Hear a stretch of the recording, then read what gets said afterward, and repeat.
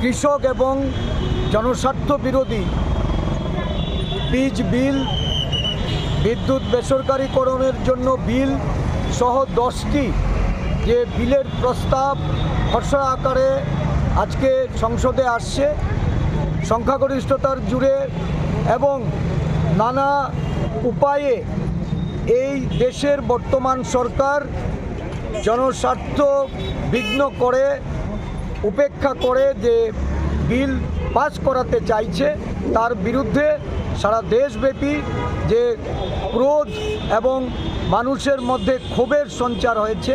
ত্রিপুরা প্রদেশ কংগ্রেস এই নিয়ে আজকে এই বিলের বিরোধিতা করে সারা দেশের সাথে আমাদের রাজ্যেও আমরা প্রতিবাদ কর্মসূচি আমরা সংগঠিত করেছি।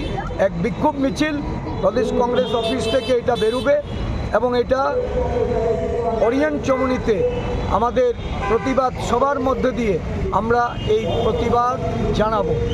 আমাদের রাজ্যের মানুষের স্বার্থ সংশ্লিষ্ট বিষয়গুলিতে এই সরকারের, রাজ্য সরকারের যে উদাসীনতা, এর বিরুদ্ধে রাজ্যবাসীকে ঐক্যবদ্ধ হওয়ার জন্য, সর্বস্তরের মানুষকে এগিয়ে আসার জন্য আমরা কংগ্রেস দলের পক্ষ থেকে আহ্বান রাখছি।